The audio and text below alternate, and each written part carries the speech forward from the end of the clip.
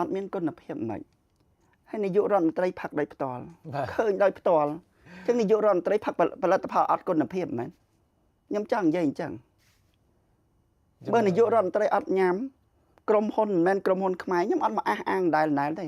ហើយដូចទឹកសុទ្ធ V-Active អញ្ចឹងមួយថ្ងៃអ្នកឆាតមកអ្នកខ្លះសួរថាបងមានទឹកសុទ្ធណាឆុងទឹកដោះគោកូនបានអត់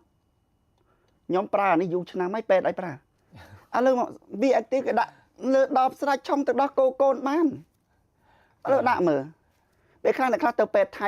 ឲ្យប្រើទឹកសុទ្ធថៃទៅចំណេញថៃរហូតចំណេញសៀមរហូតហើយដល់ពេលអញ្ចឹងទៅតើយើងប្រើទឹករបស់ខ្មែរយើងមកប្រភេទនេះតើនាំចំណូលជាតិបានប្រមាណហើយយើងឈប់ប្រើទឹកដែលជាតកែជនជាតិសៀមហ្នឹងតើគេថយចំណូលប្រមាណយើងប្រើទឹករបស់ខ្មែរសម្រាប់ឆុងទឹកដោះគោកូនទូទាំងប្រទេសហ្នឹងតើយើងនេះ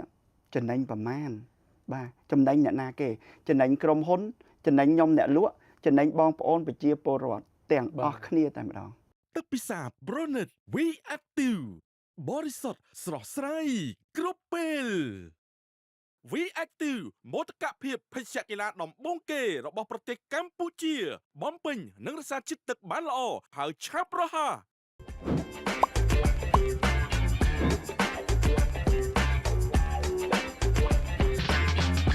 បាទសួស្តីអ្នកទាំងអស់គ្នាសូមស្វាគមន៍សាជាថ្មីមកកាន់កម្មវិធី V-Active Podcast with B ដែលរាល់សប្តាហ៍អ្នកទាំងអស់គ្នាបានជួបជាមួយនឹងតារាកិត្តិយសក៏ដូចជា idol របស់អ្នកទាំងអស់គ្នាតែម្ដងប៉ុន្តែឥឡូវនេះសប្តាហ៍នេះគឺជាសប្តាហ៍មួយដែលពិសេសមែនតើគាត់មិនមែនជាតារាទេប៉ុន្តែពិសេសសម្រាប់សប្តាហ៍នេះអញ្ចឹងខ្ញុំជឿថាអ្នកទាំងអស់គ្នាប្រហែលជាបានជួបគាត់ហើយនៅលើបណ្ដាញសង្គមតាក់ទងជាមួយនឹងបញ្ហាច្រើនមែនតើនៅក្នុងសង្គមខ្មែរយើងនាពេលបច្ចុប្បន្នតោះអញ្ចឹងកុំឲ្យខាត់ពេលយូរជួបជាមួយនឹងវាគ្មិនរបស់យើងទាំងអស់គ្នាជំរាបសួរបងបាទជំរាបសួរសុខសប្បាយបងសុខធម្មតាបាទដំបូងអរគុណមែនតើសម្រាប់ការអញ្ជើញចូលរួមក្នុងកម្មវិធី podcast ផងខ្ញុំហើយចង់សូមស្គាល់បងតិចបានទេព្រោះដោយសារតែយើងឃើញថា audience យើងច្រើនមែនតើប្រហែលជាបានមើលឬក៏អត់ទាន់បានឃើញបងអញ្ចឹងបងអាចណែនាំខ្លួនបន្តិចបានអត់បាទខ្ញុំងាយខ្ញុំលីបូណាអ្នកលើកគ្រឿងកំប៉ុងភេសជ្ជៈនៅខេត្តពោធិ៍សាត់អូនៅខេត្តពោធិ៍សាត់បាទតាក់ទងជាមួយនឹងការលក់ភេសជ្ជៈឬក៏គ្រឿងកំប៉ុងផងបងហ្នឹងលក់រយៈពេលប្រហែលឆ្នាំហើយបងបើតាមខ្ញុំគិតមកប្រហែលជា10ខែទៅ11ខែអូអត់ទាន់ដល់មួយឆ្នាំទេបាទអាជីវកម្មខ្ញុំទៅ start អត់បានយូរដូចគេទេបាទអញ្ចឹងមានន័យថាការចាប់ផ្ដើមផងបងហ្នឹងគឺមុនពេលដែលមានចំនួនរវាងខ្មែរយើងជាមួយនឹងប្រទេសជិតខាងដែរបាទប្រហែលជាមានចំនួន9ខែមុន9ខែបាទចង់ដឹងតិចបងតាក់ទងជាមួយនឹងការលក់រឿងគ្រឿងកំប៉ុងទាំងអស់ហ្នឹងតើបងមានធ្លាប់លក់ផលិតផលផងសៀមពីមុនដែរអត់ទេឬមួយក៏នៅពេលដែលខ្ញុំចាប់បើកលក់ដំបូងគឺខ្ញុំអត់ដែរលក់បោះសៀមទេបន្ទាប់មកអតិថិជនរកបាទ100គឺខ្ញុំលក់បន្ទាប់មកខ្ញុំលក់បានរយៈពេល1ខែគឺខ្ញុំចាប់ផ្ដើមគិតទៀតហេតុអីត្រូវលក់ភេសជ្ជៈគ្រឿងកំប៉ុងខ្មែរយើងផលិតបានច្រើនរាប់អត់អស់ហេតុអីយកអាប្រភេទដូចគ្នាពីសៀមមកលក់គិតមកយប់ហើយគិតទៀតក៏សម្រេចចិត្តថា clear stock ឈប់លក់តែម្ដងអូខេបាទតែពេលហ្នឹងបងមានអារម្មណ៍ថាអត់ចូលចិត្តឬមួយក៏ស្អប់ឬមួយក៏មានបញ្ហាអីអត់បានបងគិតបែបហ្នឹងសម្រាប់ខ្ញុំដូចជាមិនដែរស្អប់ជនជាតិសៀមឬក៏តំណែងសៀមទេពីមុនដែលមិនទាន់មានបញ្ហាសង្គ្រាមគឺខ្ញុំតែងតែគិតថាបើផលិតផលដែលខ្មែរមានហើយមិនជួយប្រើតើសេដ្ឋកិច្ចជាតិឡើងដោយរបៀបណាកាលណាយើងប្រើផលិតផលខ្មែរគឺសេដ្ឋកិច្ចឡើងការងារក៏មានធ្វើពលករចូលមកវិញក៏យើងអាចមានការងារធ្វើច្រើនគ្នាតែយើងខំលក់របស់គេទៅអីបើយើងមានចុះក្នុងកំឡុងពេលហ្នឹងមានការគ្រប់គ្រងផលិតផលខ្មែរយើងច្រើនអត់បងនៅពេលដែលព្រោះដោយសារយើងដឹងថាផ្នែកកំណត់ប្រជាជនយើងភាគច្រើនគាត់ប្រើប្រាស់ជាមួយនឹងអីវ៉ាន់របស់សៀមច្រើនមែនតើប៉ុន្តែនៅពេលដែលបងចាប់ដើមប្រើផលិតផលខ្លួនឯងលក់ផលិតផលខ្លួនឯងមានការគ្រប់គ្រងប៉ុណ្ណាដែរការគ្រប់គ្រងវាអាចធ្លាក់បន្តិចព្រោះអាជីវករដែលយកតពីខ្ញុំយកទៅលក់គាត់ចូលចិត្តអីវ៉ាន់ថៃអ្នកប្រើប្រាស់ក៏ចូលចិត្តអីវ៉ាន់សៀមមានតែខ្ញុំមួយបដិញ្ញាថាមិនលក់អញ្ចឹងខ្ញុំធ្លាក់តែខ្ញុំនៅតែប្រើឆន្ទៈមួយថាខ្ញុំនៅតែមិនលក់ទោះវាធ្លាក់ក៏ខ្ញុំនៅតែមិនលក់ព្រោះខ្ញុំរាល់ថ្ងៃខ្លួនមួយចំណាយតិច40000 30000 50000ខ្ញុំចាយគ្រប់ហេតុអីខ្ញុំត្រូវលក់ឧត្តមកតិដើម្បីអីអញ្ចឹងខ្ញុំគិតថាចាប់ផ្ដើមចេញពីខ្ញុំមុនគេដើម្បីតម្រង់ទិសទូទាំងប្រទេសសង្ឃឹមថាបងប្អូន wholesale ធំ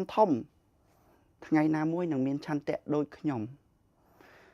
បើគាត់មានឆន្ទៈដូចខ្ញុំហើយអ្នកប្រើប្រាស់ទាំងអស់គឺគ្មានអីវ៉ាន់សៀមលក់ទេបាទនៅពេលហ្នឹងបុកមកប្រើអីវ៉ាន់ខ្មែរវិញចំណេញអ្នកណាគឺចំណេញយើង តែពេលហ្នឹងនៅពេលដែលចាប់ផ្ដើមប្រើអីវ៉ាន់ខ្មែរយើងជាមួយនឹងអីវ៉ាន់សៀមខ្លះពិបាកអីបង ពិបាកព្រោះគេខ្ញុំគេលក់អីវ៉ាន់សៀមបាទខ្ញុំពិបាកប៉ុណ្ណាក៏ដោយមួយខ្ញុំ50នាក់មួយថ្ងៃខ្ញុំនិយាយតរិចកំពង់ករហូតដល់50នាក់ហ្នឹងគាត់ធុញលែងយកអីវ៉ាន់សៀមលក់ បាទ គាត់ថាតាមមួយថ្ងៃទៅខ្ញុំធុញណាបាទ តែពេលហ្នឹងមានអារម្មណ៍ថាពេលខ្លះរៀងហត់រៀងចង់បោះបង់ចោលឬមួយក៏ចាប់ដើមមកលក់អីវ៉ាន់សៀមវិញអត់ អត់អាចហត់បានទេព្រោះមកជីវិតនេះសច្ចាថាដកដើមទុនយកមករកស៊ីហើយគឺមិនមែនរកដើម្បីតែលុយតែមួយមុខទេគឺរកដើម្បីជាតិបាទរកដើម្បីជាតិយើងអត់អាចហត់បានទេសម័យមុនជាសម័យអ៊ំសម័យពូដែលគាត់លក់គ្រឿងកំប៉ុងដល់អត់គេមិនបាន បាទ សម័យនេះសម័យលីបូណាលក់គ្រឿងកំប៉ុងអញ្ចឹងគំនិតឆន្ទៈខ្ញុំតែមួយគឺ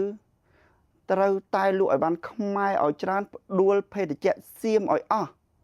ទើបខ្ញុំសប្បាយចិត្តនៅពេលណាភេទជ្ជៈសៀមទាំងអស់នោះបេងក្រាប់ដួលមួយហើយមួយទៀតថ្ងៃក្រោយក៏លែងលឺមានសម្លេងខ្ញុំលើបណ្ដាញសង្គមដែរគឺខ្ញុំមកដើម្បីលើកភេទជ្ជៈឬក៏គ្រឿងកំប៉ុងរបស់ជាតិយើងឡើងមិនមែនមកលក់ដូរយកតលុយមកមុខទេ បាទ បើខ្ញុំលក់ដូរយកតលុយមកមុខដដែលខ្ញុំលក់ទ្រព្យសម្បត្តិខ្ញុំដាក់ធនាគារខ្ញុំដេកតាស៊ីទៅខ្ញុំស្រួលជាងខ្ញុំមកលក់នាំទៅហត់ទៅអីមួយកេះចំណេញ500 1000 ត្រូវ បាទ បងតាក់ទងជាមួយនឹងឥឡូវនេះយើងមាន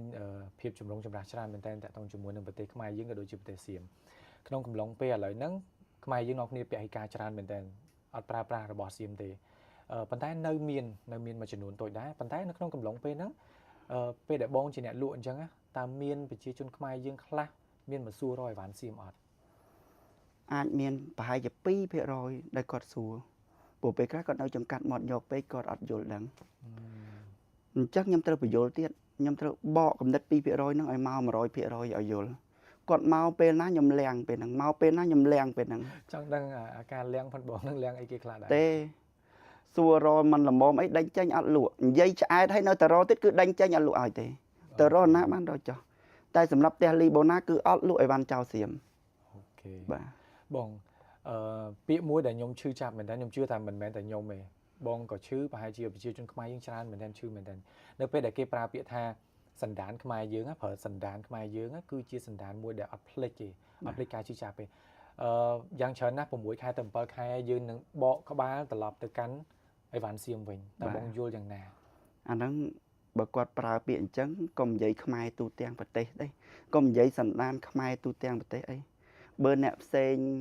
នៅតែសន្តានអញ្ចឹងក៏នៅមានខ្ញុំមួយដែរតែខ្ញុំគិតថាមិនមែនមួយទេខ្ញុំគិតថាឥឡូវនេះគឺ80ទៅ90%ឯងដែលសន្តាននឹងឈប់ប្រើរហូតខ្ញុំជឿជាក់បាទខ្ញុំយល់ថាឥឡូវនេះគឺប្រទេសយើងជាទីផ្សារសេរីមានសហកិច្ចប្រតិបត្តិការពាណិជ្ជកម្មនឹងគ្នារដ្ឋាភិបាលអត់អាចបិទអីវ៉ាន់នាំចូលបានទេ បាទ តែអ្នកដែលមិនប្រើគឺយើងមានលុយប្រើយើងមិនប្រើជាសិទ្ធិយើងបាទបងប្អូនមិនប្រើអីវ៉ាន់សៀមបងប្អូនប្រើអីវ៉ាន់ក្នុងស្រុកលើកសេដ្ឋកិច្ចយើងអ្នកណាបានប្រយោជន៍យើងអ្នកបានប្រយោជន៍អត់មានអ្នកណាបានប្រយោជន៍ទេខ្វះអីក្រុមហ៊ុនជាច្រើនមុនមិនទាន់មានសង្គ្រាមសហគ្រិនខ្ចីលុយធនាគារយកមកបើករោងចក្រយកមកបើកសិប្បកម្មពួកគាត់ដួលជាបន្តបន្ទាប់ដោយសារតែខ្មែរយើងអត់ប្រើអីវ៉ាន់ខ្មែរយើង អានឹងគឺជាការឈឺចាប់មួយដ៏ធំតែម្ដងអ្នកខ្លះមានលុយហើយផលិតបានល្អហើយមិនហ៊ានដាក់លេខកូដខ្មែរផងដាក់លេខកូដថៃប្រជាជនយើងនឹងចូលចិត្តអវ៉ាន់សៀមឈឺចិត្តយើងរស់នៅក្នុងគេតែម្ដងយើងអត់រស់ខ្លួនជាខ្លួនយើងតែសម័យនេះសម័យខ្ញុំត្រូវរស់ជាខ្លួនខ្ញុំមានសម្លេងឲ្យប្រជាជនខ្មែរយើងប្រើអីវ៉ាន់បានប៉ុណ្ណាខ្ញុំនិយាយរហូតអត់ឈប់ទេខ្ញុំនិយាយរហូតបាទ ខ្ញុំមិនសូវនិយាយលុះត្រាតែប្រជាជនយើងឈប់ប្រើអីវ៉ាន់សៀមឲ្យបាន90% ជាពិសេស 100% ឬ 90% ជាពិសេសអីវ៉ាន់ដែលយើងផលិតបាននៅពេលដែលគាត់ប្រើអីវ៉ាន់ខ្មែរយើងហើយខ្ញុំឈប់និយាយច្រើនហើយពីបញ្ហាហ្នឹងព្រោះគាត់ល្អហើយបាទ ចុះបងតាក់ទងជាមួយនឹងបញ្ហាមួយដែលឥឡូវនេះយើងឃើញថាការប្រើប្រាស់សម្លេងរបស់ប្រជាជនយើងឬមួយក៏ការប្រើប្រាស់សម្លេងរបស់អ្នកដែលមានឥទ្ធិពលនៅក្នុងសង្គមយើងហាក់បីដូចជារៀងថមថយ អត់ដឹងថាតើមកពីបញ្ហាសេដ្ឋកិច្ចផងយើងថមថយឬមួយក៏មកពីការដែលគាត់ចាប់ដើមមានការពហិការឬមួយក៏ជាតិនិយមនឹងចាប់ដើមថមថយ ចឹងហើយទើបធ្វើឲ្យការបំផុសបំផុលកំណត់ហ្នឹងចាប់ដើមធ្លាក់លែងសូវមានអ្នកនិយាយនៅលើបណ្ដាញសង្គមទៀតហើយតាក់ទងជាមួយនឹងបញ្ហាទាំងអស់ហ្នឹងបងយល់យ៉ាងណាដែរ សម្រាប់ខ្ញុំអ្វីគ្រប់យ៉ាងក៏ដោយវាមានឡើងដល់កំពូលនិងធ្លាក់ចុះក្រោមជៀសមិនផុតទេអញ្ចឹងពេលខ្លះដំបូងវាមានបញ្ហាក្តៅមិនថា content creator ឬក៏អ្នកល្បីៗមួយចំនួនគាត់តែងតែនិយាយ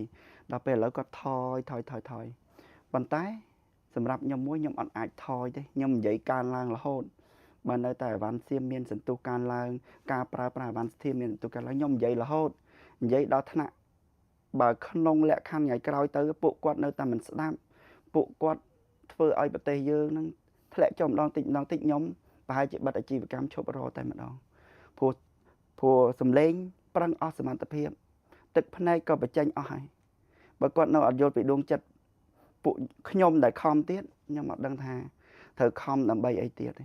មានតែធ្វើចំណាក់ស្រុកទៅក្រៅប្រទេសក៏ថាបានដែរតែខ្ញុំជឿជាក់បងប្អូនខ្មែរយើង90ទៅ95%ខ្ញុំជឿជាក់មិនមែនដូចជំនាន់2003ឬក៏ជំនាន់2008 2011ជំនាន់នេះ2025ប្រជាជនមានប្រព័ន្ធ social media មើលទាំងអស់អញ្ចឹងខ្ញុំគិតថាលើកនេះគឺលេងក៏ក្រើកហើយมันអាចថយទៀតទេខ្ញុំគិតថាច្បាស់ជាមានអីវ៉ាន់សៀមមួយចំនួននឹងបែងក្រាបជាពិសេសអីវ៉ាន់ភេទជ្ជៈនិងគ្រឿងទេសតែបើសិនជានៅតែមានបងគិតយ៉ាងណាព្រោះឯដោយសារអីគេដូចយើងនិយាយចឹងពេលខ្លះនៅពេលដែលអាកំណត់មួយនៅក្នុងការប្រើប្រាស់ជាមួយនឹងផលិតផលគេវាចាក់ស្រេះខ្លាំងពេកណាឆ្វេងស្ដាំមុខក្រោយគឺផលិតផលសៀមទាំងអស់អញ្ចឹងនៅពេលដែលយើងចាប់ផ្ដើមមកបែរមករកផលិតផលខ្លួនឯងទាំងដែលផលិតផលខ្លួនឯងអត់ទាន់ផ្គត់ផ្គង់គ្រប់គ្រាន់សម្រាប់ទីផ្សាររបស់ប្រទេសខ្មែរអញ្ចឹងយើងចាប់ផ្ដើមមានអារម្មណ៍ថាអូយទៅវាមិនអីទេមិនតែអញមួយទេតែនៅពេលហ្នឹងបងយល់យ៉ាងណាដែរវាអាចនឹងត្រឡប់មកវិញឬក៏វាមិនអាចអាហ្នឹងមានតែពាក្យថាចម្លើយអនាគតអាចដឹងពីចម្លើយពេលនេះយើងអាចហ៊ាននិយាយទេតើតាអនាគតមិនដឹងពីចម្លើយអញ្ចឹងមានន័យថាមួយសង្ឃឹមថាអីវ៉ាន់សៀមនឹងអាចរីករាលដាលឡើងវិញអាហ្នឹងជាគំនិតគាត់ទេតែបើជាគំនិតខ្ញុំថាច្បាស់ជាមានការដួលរលំអីវ៉ាន់សៀមគ្រឿងទេសនិងគ្រឿងកំប៉ុងជាបន្តបន្ទាប់ពួកគាត់គិតជារឿងរបស់គាត់ខ្ញុំគិតក៏ជាគំនិតរបស់ខ្ញុំអញ្ចឹងអនាគតគឺជាចម្លើយហើយខ្ញុំនៅតែនិយាយថាបើអនាគតគ្រឿងកំប៉ុងសៀមគ្រឿងទេសសៀមបានដួលចម្លើយខ្ញុំជាចម្លើយត្រឹមត្រូវបើមិនដួលមែនគឺចម្លើយពួកគាត់ជាចម្លើយត្រឹមត្រូវខ្ញុំអ្នកចាញ់បើខ្ញុំអ្នកចាញ់គឺខ្មែរអ្នកចាញ់ហើយមិនមែនអ្នកណាអ្នកចាញ់ទេគឺខ្មែរទាំងអស់គ្នាអ្នកចាញ់បាទអញ្ចឹងនៅតែអំពាវនាវដែរធ្លាប់អំពាវនាវទាំងទឹកភ្នែកផងធ្លាប់អំពាវនាវទាំងជេរផងធ្លាប់អំពាវនាវទាំងសបាយផងឈប់គាំទ្រអីវ៉ាន់សៀមដែលខ្មែរយើងផលិតបានតែប៉ុណ្ណឹងបើសិនជាឧទាហរណ៍ថាខ្ញុំចោះឬមួយក៏អ្នកណាផ្សេងចោះប្រើពាក្យទៅកាន់បងមួយម៉ាត់ថាអាចោបាទជានិយមជ្រុលពេកបាទតើបងយល់យ៉ាងណាមានអារម្មណ៍បែបណានៅពេលដែលឮអាពាក្យសម្ដីទាំងអស់ហ្នឹងណានៅពេលដែលខ្លួនឯងចាប់ដើមមានអារម្មណ៍ស្នេហាជាតិចង់ឲ្យគ្រប់គ្នាប្រើប្រាស់នៅផលិតផលខ្លួនឯងប៉ុន្តែត្រូវបានគេជេរមកវិញថាអាចោចង់និយាយថាពាក្យហ្នឹងមិនមែនឮតែពេលមានសង្គ្រាមផងឮតាំងពីមុនមានសង្គ្រាមអាចោអីពាក្យជេរអីក៏មានបាទអូខេប៉ុន្តែខ្ញុំសង្ឃឹមថាពាក្យអាចោមួយហ្នឹងហើយអាអ្នកចូលម្នាក់ហ្នឹងហើយទើបអាចកោះរលើងឲ្យប្រជាជនប្រើអីវ៉ាន់ក្នុងស្រុកឲ្យបានបាទខ្ញុំកំពុងតែឆ្ងល់រឿងបញ្ហាទាំងអស់ហ្នឹងដែរដូចគ្នាបងឥឡូវនេះយើងឃើញថានៅពេលដែលយើងចាប់ផ្ដើមមានបញ្ហាទាំងអស់ហ្នឹងកើតឡើងគេតម្លាក់ក្បែកមកលើប្រទេសយើងគេបំផ្លាញសម្បត្តិបេតិកភណ្ឌពិភពលោកផងយើងគេបំផ្លាញនៅចំណូលសេដ្ឋកិច្ចផងយើងឥឡូវយើងឃើញថានៅពេលដែលថ្ងៃទី24កក្កដាធ្លាក់ចូលមកដល់ភ្លាមគឺចម្រុងចម្រាស់នឹងចាប់ដើមកើតឡើងមកយើងបាត់បង់ច្រើនមែនទែនខ្មែរបាត់បង់ខ្លាំងមែនទែនខ្មែរយើងសំបីតែប្រាសាទសំបីតែតាហ៊ានដែលគាត់ធ្លាប់នៅជាមួយនឹងគ្រួសារផងគាត់កក់ក្ដៅក៏ត្រូវបានជំនះចេញមកដើម្បីមកនៅជួរមុខហើយត្រូវអ្នកខ្លះក៏ត្រូវបានបាត់បង់ជីវិតស្លាប់ចោលកូនហើយនៅពេលដែលយើងចាប់ដើមយកអីវ៉ាន់យកទៅដាក់នៅកន្លែងជួរមុខយើងឃើញថាពួកគាត់គេងគឺអត់មានអីបិទចិត្តទេគឺគ្រប់ជ្រុងទាំងអស់គឺចំហធ្លូតែម្ដងសឹងថាគេផ្លោងក្បែកមកដល់ប្រទេសយើងទាំងគ្រាប់ប៉ុន្តែនៅតែមានអារម្មណ៍ថាខ្មែរយើងអត់ឈឺចាប់នៅក្នុងករណីទាំងអស់ហ្នឹងតើបងមានពាក្យអីដែលចង់និយាយទៅកាន់ប្រជាជនខ្មែរបាទខ្ញុំយល់តែពាក្យថាខ្មែរយើងអត់ឈឺចាប់ហ្នឹងភាគច្រើនយ៉ាងច្រើន5%នៅអត់ឈឺចាប់ ប៉ុន្តែ95%ទៀតសិតតែឈឺចាប់បើមិនឈឺចាប់មិនមែនផ្ទះខ្ញុំសល់អីវ៉ាន់សៀមតែ5 6កេះអង្វរឲ្យគេយកទៅញ៉ាំគេមិនចង់ញ៉ាំផងតែ5%ហ្នឹងគាត់មិនឈឺចាប់ជាសិទ្ធិរបស់គាត់មានតែសត្វទេដែលមិនឈឺចាប់មិនមែនមនុស្សទេ តែអាចទៅនៅតំបន់បងទេឬមួយក៏មិនដែរ បើតាមដឹងខ្ញុំមិនមែនជាអ្នកស្រាវជ្រាវតំណែងអីទេប៉ុន្តែដឹងថាតំបន់ខ្ញុំពេលនេះដេកហើយជាពិសេសគ្រឿងកំប៉ុងសៀមអ្នកខ្លះខំឡាយឡងឲ្យថោកអត់ទាំងមានអ្នកទិញផងអ្នកខ្លះដល់ថ្នាក់ខ្ញុំចង់ធ្វើតែយកគ្រឿងកំប៉ុងសៀមយកដើរលក់គាត់ឃើញហើយគាត់ដេញមុខខ្ញុំចេញខ្លះគាត់គប់ចោលទៀតបាទអាហ្នឹងសម្រាប់អតិថិជនដែលនៅគៀនខ្ញុំសម្រាប់អ្នកខេត្តពោធិ៍សាត់ជាមួយខ្ញុំជាពិសេសតំបន់ចិត្តខ្ញុំតែបើតំបន់ផ្សេងខ្ញុំអត់ដឹងយ៉ាងណាទេតែខ្ញុំសង្ឃឹមថាអញ្ចឹងទូទាំងប្រទេសហើយខ្ញុំដូចនិយាយអញ្ចឹងអនាគតចម្លើយគឺនៅអនាគតខ្ញុំសង្ឃឹមថាចម្លើយដែលខ្ញុំបាននិយាយនេះគឺត្រូវនៅពេលអនាគតចាស់គឺជួយខ្មែរទាំងអស់គ្នាបាទខ្ញុំមានអារម្មណ៍ថាឥឡូវនេះខ្មែរមួយចំនួនអត់ទាន់ឈឺខ្លាំងទេ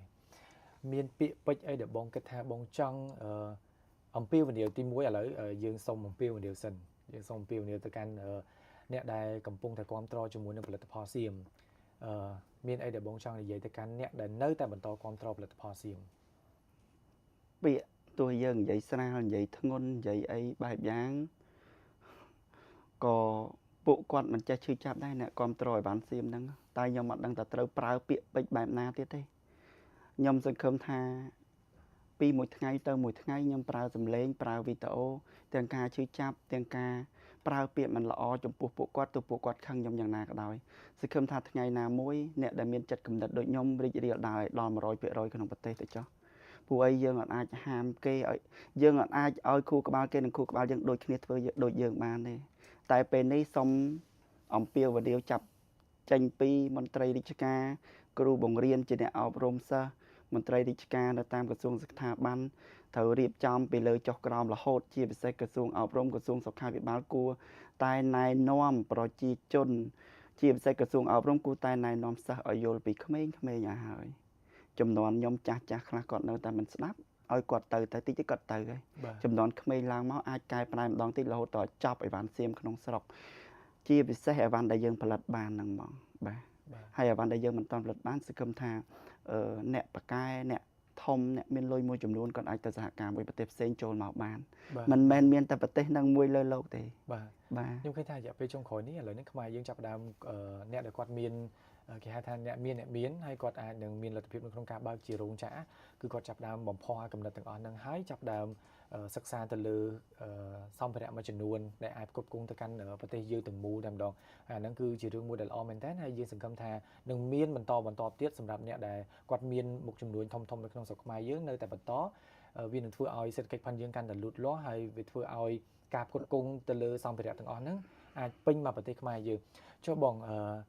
សម្រាប់អ្នកដែលគាត់គ្រប់គ្រងផលិតផលខ្មែរយើងបងមានអីដែលចង់ជំរុញគាត់បំផុសទឹកចិត្តគាត់បន្ថែមទៀតនៅក្នុងការឲ្យគាត់ជួយបន្តនៅក្នុងការពហិការក៏ដូចជាការគ្រប់គ្រងផលិតផលយើងបន្ថែមទៀតបាទខ្ញុំជំរុញទឹកចិត្តគាត់ដោយសារតាវាការមានការបត់បែនភ្លាមសហគ្រិនមួយចំនួនក្រុមហ៊ុនមួយចំនួនរោងចក្រមួយចំនួន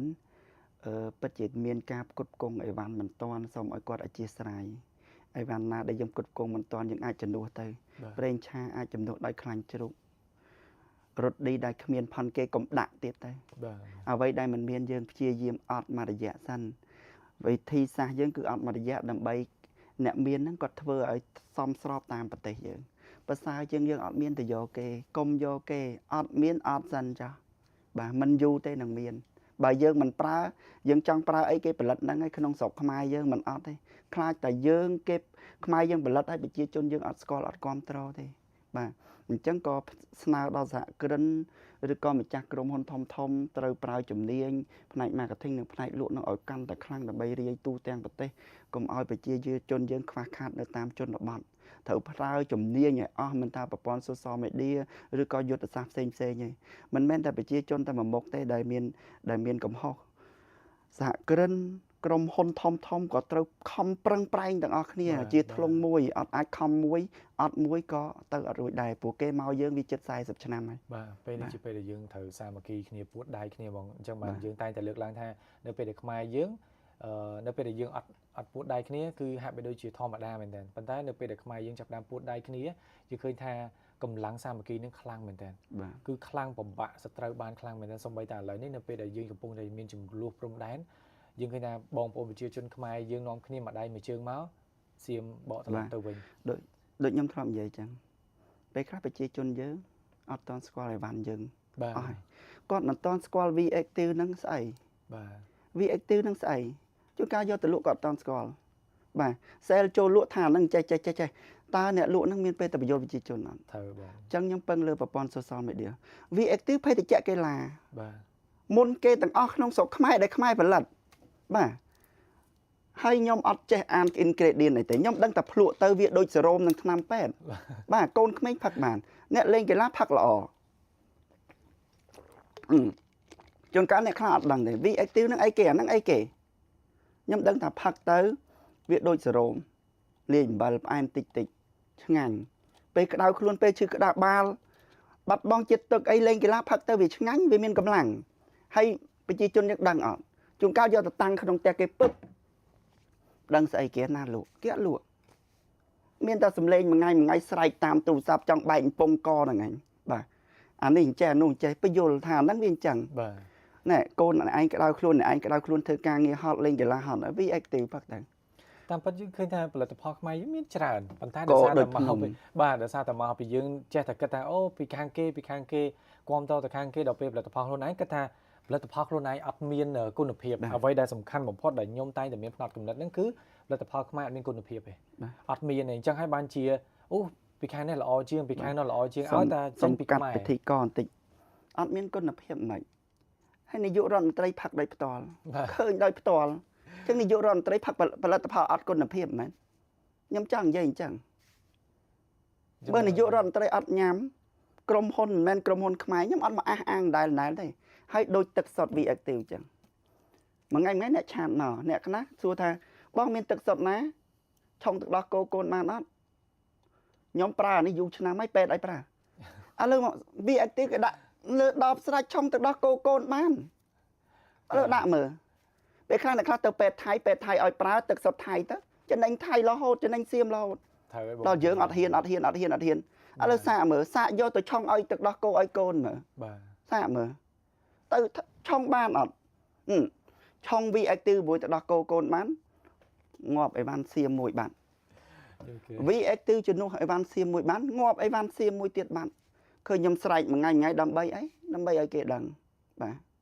ខ្ញុំមិនទាន់មានកូនទេបើខ្ញុំមានកូនខ្ញុំសាកឆុងឲ្យមើលតើកូនខ្ញុំមានបញ្ហាអីអត់ត្រូវហើយបង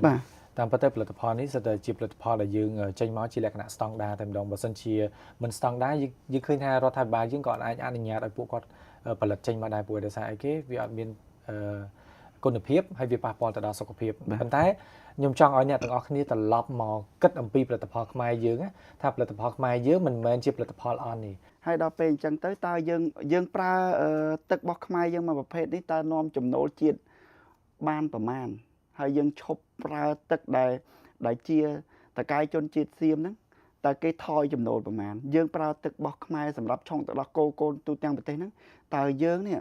ចំណេញប្រមាណបាទចំណេញអ្នកណាគេចំណេញក្រុមហ៊ុនចំណេញខ្ញុំអ្នកលក់ចំណេញបងប្អូនប្រជាពលរដ្ឋទាំងអស់គ្នាតែម្ដងប្រជាជនខ្មែរទាំងមូលឥឡូវបងខ្ញុំមានអីដែល surprise បងមួយនេះគឺ Vicola បាទអញ្ចឹងនេះគឺជាផលិតផលខ្មែរយើងមោទកភាពខ្មែរយើងតែម្ដងអញ្ចឹងសម្រាប់ផលិតផលមួយនេះបងគិតថាតើនឹងរំពឹងថានឹងមានការគ្រប់គ្រងយ៉ាងណាដែរនៅក្នុងប្រទេសយើងបាទពេលនេះយើងកំពុងតែពាក់ឯកាអីវ៉ាន់សៀមហើយក៏មានការជំរុញលើកឡើងឲ្យប្រើប្រាស់អីវ៉ាន់ក្នុងស្រុកជាពិសេស wholesale និងអ្នកលក់រាយយកលក់ឲ្យបានគ្រប់គ្នាដើម្បីបងប្អូនតាមស្រុកស្រែចង្កាត់មាត់ញោកគាត់បានទិញញ៉ាំគ្រប់គ្នាតែម្ដងបាទអញ្ចឹងអត់មានចំណេញណាមិននិយាយដដែលច្រើនដងឲ្យតែបងប្អូននិយាយថាតំណែង884ជាពិសេសផនវឌ្ឍនៈនេះបងប្អូនដឹងស្រាប់ហើយណាមិនថាអ្នកអង្គញាមិនថាបុគ្គលិកខ្មែរទៅលើដល់ក្រោមអត់មានចំណេញណាទេគឺយើងទាំងអស់គ្នាតែម្ដងហើយនៅពេលញ៉ាំទៅមានអារម្មណ៍ថាស្នឹកមាត់តែបងដោយសារអីគេដូចយើងធ្វើម្ហូបខ្លួនឯងចឹងបើសិនយើងធ្វើម្ហូបលក់យើងអត់ដឹងទេប៉ុន្តែនៅពេលដែលយើងធ្វើម្ហូបហើយយើងញ៉ាំខ្លួនឯងយើងមានអារម្មណ៍ថាថ្នឹកមាត់ដោយសារតែយើងជាម្ចាស់នៅក្នុងការដែលធ្វើវាផលិតផលខ្លួនឯងហើយសម្រាប់ខ្លួនឯងតែម្ដងបាទអានេះពិសេសមែនតើបាទ បាទអញ្ចឹងឥឡូវនេះក៏សូមអំពាវនាវទៅដល់បងប្អូនទាំងអស់គ្នាដែលជាប្រជាជនកម្ពុជាសូមឲ្យមានការគាំទ្រច្រើនមែនទែនទាក់ទងជាមួយនឹងផលិតផលរបស់យើងដែលមានផលិតផលដែលមានស្រាប់ហើយក៏ដូចជាផលិតផលដែលកំពុងតែនឹងផលិតចេញមកអញ្ចឹងចង់ឲ្យអ្នកទាំងអស់គ្នានៅតែបណ្ដោះមនសិការនៅក្នុងការគាំទ្រផលិតផលរបស់យើងចូលរួមដើម្បីជាស្មារតីជាធ្លុងមួយនៅក្នុងការគាំទ្រដោយមោទនភាពបំផុតដែលយើងមានផលិតផលជាច្រើនទោះបីជាអត់មានផលិតផលរបស់គេប៉ុន្តែយើងមានផលិតផលរបស់ខ្លួនឯងដែលសុទ្ធតែជាផលិតផលមួយដែលមានគុណភាពខ្ពស់មែនទែនអញ្ចឹងសូមឲ្យអ្នកទាំងអស់គ្នានៅតែបន្តប្រើប្រាស់ដោយមោទនភាពបំផុតអញ្ចឹងបងជាចុងក្រោយមានអីដែលផ្ដាំទៅកាន់ប្រជាជនទាំងមូលប្រទេសកម្ពុជាយើងទាំងមូលបាទប្រជាជនយើងខ្ញុំនៅតែនិយាយពីដើមវិធីដល់ចុងកម្មវិធីនៅតែនិយាយណានមានតែបងប្អូនទេដែលអាចកែប្រែការប្រើប្រាស់និងការស្នេហាជាតិនៅក្នុងប្រទេសបានមិនមែនខ្ញុំម្នាក់អាចធ្វើបានទេបងប្អូនសម្លេងខ្ញុំគ្រាន់តែឲ្យបងប្អូនដឹងថាការប្រើប្រភេទផលិតផលនេះអាចជំនួសអានេះការប្រើនេះអាចប៉ុណ្នេះតែអ្វីដែលសំខាន់គឺបងប្អូនប្រជាជនទាំងអស់ត្រូវមានការឈឺចាប់បាទទោះរឿងនឹងមិនទាន់ចាប់ក៏ត្រូវតែខំប្រើផលិតផលខ្មែរច្រើនទោះរឿងនឹងចាប់ក៏ត្រូវប្រឹងប្រើផលិតផលខ្មែរដដែលបង្រៀនកូនបង្រៀនសិស្សបង្រៀនមន្ត្រីចាប់ពីតូចដល់ធំបាទប៉ុណ្ណឹងបាទអញ្ចឹងនេះគឺជាការជឿចាប់ហើយអេពីសូតនេះគឺជាអេពីសូតដែលពិសេសដែលខ្ញុំបានលើកឡើងអញ្ចឹងគឺជាអេពីសូតមួយដែលពិសេសដែលចេញអំពីការជឿចាប់របស់បងមុនណាដែលគាត់ជាអ្នកលក់បាទគ្រឿងទេសឬមួយក៏ជាគ្រឿងកំប៉ុងដែលគ្រប់គ្រងផលិតផលខ្មែរយើងអញ្ចឹងអ្វីដែលយើងចង់សូមអ្នកទាំងអស់គ្នារឿងនេះគឺអត់តន់ចប់ទេសូមមេត្តាចេះឈឺចាប់កុំឲ្យគេឌីលយើងថាសន្តានយើងគឺអត់ភ្លេចនៅការឈឺចាប់មួយនេះអញ្ចឹងសង្ឃឹមថាអ្នកទាំងអស់គ្នានឹងរួបរวมគ្នាសារជាថ្មីបងជាធ្លុងមួយហើយធ្វើឲ្យខ្មែរយើងកាន់តែអស្ចារ្យកាន់តែរុងរឿងកាន់តែខ្លាំងដោយសារតែការចូលរួមរបស់អ្នកទាំងអស់គ្នាអញ្ចឹងឥឡូវនេះ